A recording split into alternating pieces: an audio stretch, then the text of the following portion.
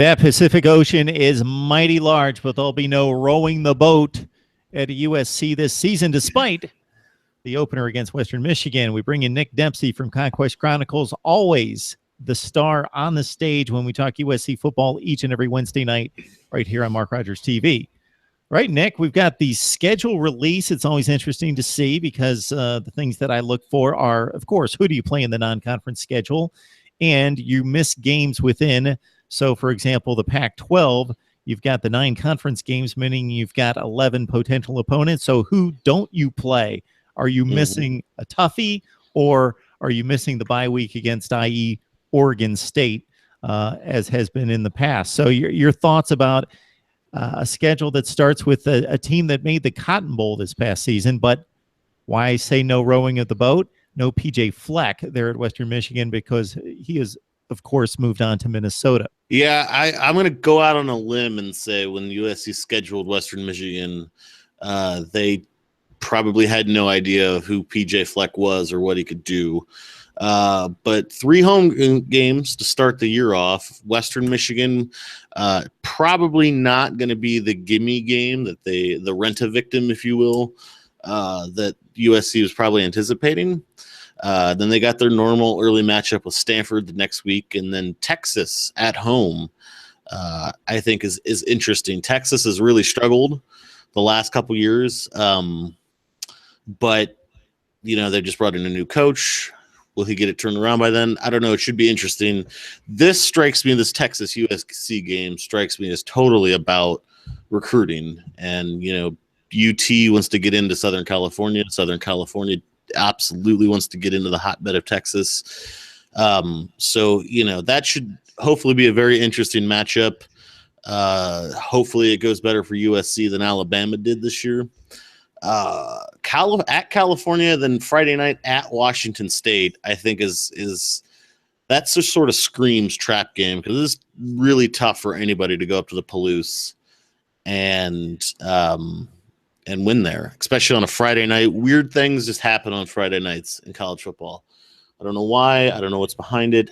Then they come back. They got Oregon State at home, and then Utah at home. Utah is one of those teams that are always tougher than they appear, and then always sort of at the last minute kind of fall short of where they could be. This seems to be Utah's MO. But the last time last season Utah beat USC at home in a heartbreaker. I think we all remember that. That was actually the last time the Trojans lost a football game. And then the year before that was the infamous thumping that USC gave the Utes in Los Angeles. Then you got at Notre Dame, which means they're playing third week of October. Notre Dame's another team that should be a really good game. But man, was Notre Dame a bad football team last year. So I have no idea what Notre Dame we're going to see next year. I know it's always tough to go into South Bend and win. It's always tough to go across to the other side of the country and beat a rival. But if we get 4-8 Notre Dame that we saw in 2016, I'm pretty comfortable with that. If we get 2015's Notre Dame, then that's going to be a heck of a matchup. And then back on the road for the Halloween game, October 28th. Arizona State is another team that I think underachieved last year.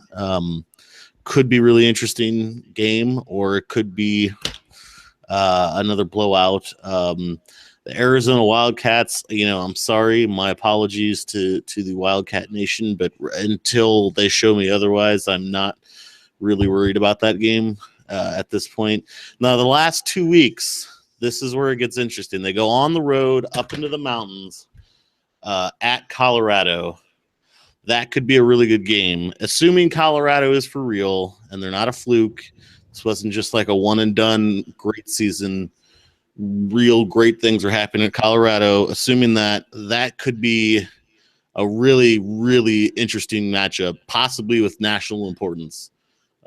If both teams, certainly for Pac-12 South contention, it almost feels like that's going to be a huge game deciding that.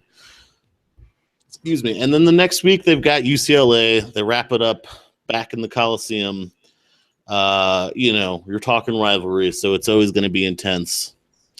But here's my biggest concern looking at the schedule: 12 straight games. There's no bye week there until November 25th, Thanksgiving. I believe it's probably going to be. That's concerning because almost every Pac-12 team that gets stuck with that 12 straight schedule,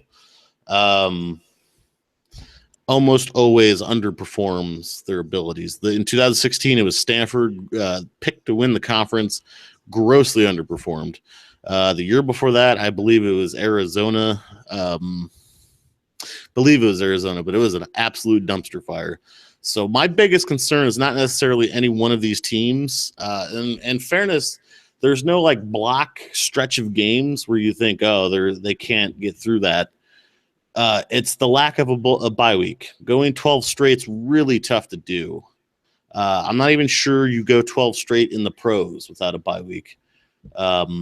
So I think that's the biggest concern. History suggests you're not going to do well when you go 12 straight. So I mentioned off the top what I look at are non-conference games and who you miss in conference play. We mentioned Washington. Mhm. That's good for the record, should be, even though, of course, the Trojans went to Seattle and played extremely well this past season, and they miss Mhm. Oregon.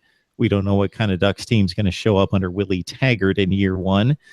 So the next thing that comes to mind is what you just mentioned. What is the toughest stretch? And I can't find a tough stretch. The toughest stretch may be out of the gate with Western Michigan, Stanford, and Texas, depending on what type of Texas team Tom Herman's able to field in his first year. So Western Michigan, Stanford, and Texas, as we mentioned, there is no give me. There is no buy this week. And I mean a buy in quotes as well as no buy in terms of the schedule. They don't have that type of game. The easiest game might be the conference game that you matched, that you mentioned the first week of November against Arizona. That may turn out to be the easiest week on the schedule.